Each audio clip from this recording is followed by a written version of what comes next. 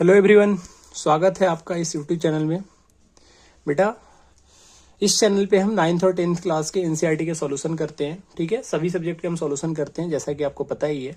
आज का जो हम सॉल्यूशन करने जा रहे हैं वो 10th क्लास का सॉल्यूशन है। आपने थंबनेल पे तो देख ही लिया होगा। ये हम अर्थमेटिक प्रोग्रेशन एक्सरसाइज 5.3 का क्वेश्चन नंबर 7 करने जा रहे हैं आज की क्लास में। ठीक है, क्वेश्चन बड़ा सिंपल सा है। उससे पहले आपको कुछ चीजें बता देता हूँ। देखो बेटा, अगर आप चैनल पे नए हो तो सबसे पहले चैनल को सब्सक्राइब कर लो, अगर आप पहली बार वीडियो देख रहे हो। और अगर आप पहले से वीडियो देखते हुए आ रहे हो और सब्सक्राइब नहीं किया तो सब्सक्राइब कर लो।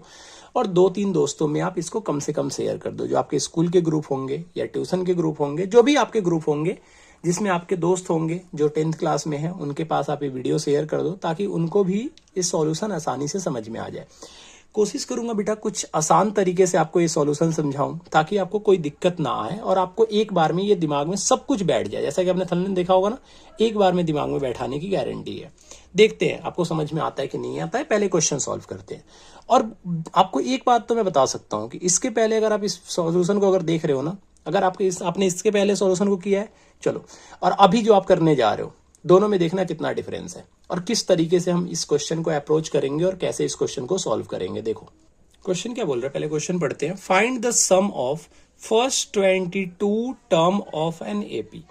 एक एपी है जिसमें टोटल 22 टर्म के आपको सम निकालने हैं। मतलब सर, जब भी इस तरीके से क्वेश्चन है ना, पहले लिख दो दे क्या रखा है। मतलब आपको एस 22 निकालना है। सम ऑफ 22 टर्म को बेटा एस 22 बोलते हैं। In which d is equal to 7 and 22nd term is 22nd term का मतलब क्या होता है बेटा? जिस टर्म की बात करें इसका मतलब वो एपी दे रखा है। इसका मतलब वो A22 का वैल्यू कितना दे रखा है? 149 दे रखा है। मैंने बहुत सारे बच्चों को देखा है जिनका एन और एसएन उन्हें समझ में नहीं आता है। तो बेटा एक कंसेप्ट वाली वीडियो इस पे अगर आप देख रहे हो तो अगर आप जाओगे थोड़ा सा बैक में वीडियोज को खोलोगे तो वहां पे आपको कंसेप्चुअल मिल जाएंगे। वहां पे आप जाके ये समझ सकते हो 8 ए और एस में डिफरेंस क्या होता है। तो A22 का मतलब क्या हो गया? 149 ये दे रखा है। ठीक है, ये मैं नहीं बोल रहा हूँ बेटा, ये पहले से ही दे रखा है। डी का वैल्यू कितना दे रखा है? 7। अब कुछ बच्चे क्या करेंगे, बोलेंगे S22 का सर फॉर्मूला लगा दो। लगा दे बेटा S22 का फॉर्मूला। S22 का फॉर्मूला क्या होगा?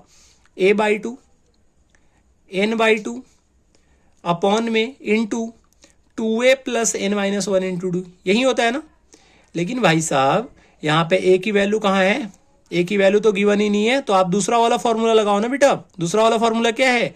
N/2 इंटू क्या है? N/2 into A plus AN। क्या इस फॉर्मूले से निकल जाएगा? भाई साहब इसके लिए भी आपको A का जरूरत पड़ेगा। आप ध्यान से देखो, यही मैं आपको समझाने वाला था। आप चाहे पहले वाले फॉर्मूले पे जाओ चाहे दूसरे वाले फॉर्मूले से निकालो, आपको S22 निकालने के लिए दोनों जगह A की जरूरत पड़ेगी। मतलब आपको A पहले निकालना पड़ेगा। और A निकलेगा कैसे? A निकलेगा बेटा AN के फॉर्मूले से। AN का फॉर्मूला क्या है? मैं पहले निकालता, आपको समझ नहीं आता। आपको समझ में आया A क्यों निकालना है? क्योंकि यहां पे A की जरूरत है ना S22 निकालने के लिए। तो A का फॉर्मूला क्या होता है? A + N-1। N-1, N की वैल्यू कितनी है? 22 में से 1 जाएगा तो कितना आ जाएगा? 21D। मैं बच्चों को जनरली क्या याद कराता हूं, आपको पता ही होगा। एक माइनस करके D से मल्टीप्लाई कर दो। A22 का वैल्यू कितना होगा? 149। A का वैल्यू आपको पता नहीं है, कोई बात नहीं। प्लस 21 में ये D बेटा 7 है, तो 21 में 7 से मल्टीप्लाई करो तो कितना हो जाएगा? 147 हो जाएगा। तो बेटा यहां से A का वैल्यू आ जाएगा 149 - 147 और ये A का वैल्यू आ जाएगा 2। बस फिर क्या, फॉर्मूले में पुट कर दो। भाई n की वैल्यू कितनी है? 22, तो 22 अपॉन में 2। a का वैल्यू कितना है? 2, तो 2 पुट कर दो। और an का वैल्यू तो दे ही रखा है, A22 का वैल्यू 149। आप चाहो आप में से कोई अगर दिमाग लगा सकते हैं तो दिमाग लगाओ, आप इसमें पुट कर लो, है ना। तो उतना दिमाग दौड़ाने की जरूरत नहीं है बेटा, आप नॉर्मल तरीके से करो जिससे आसानी से आंसर आ जाए। इनको मल्टीप्लाई करोगे, ये 11 कट जाएगा, ये आपका हो जाएगा 11 इंटू 151। जल्दी से मल्टीप्लाई करके बता दो आंसर कितने आएंगे। अरे मेरे भाई, 11 से तो मल्टीप्लाई करा जानते ही होगे, नहीं जानते तो सीख लो। 151 में 10 से मल्टीप्लाई करो, कितना आ जाएगा? 1510 आ जाएगा।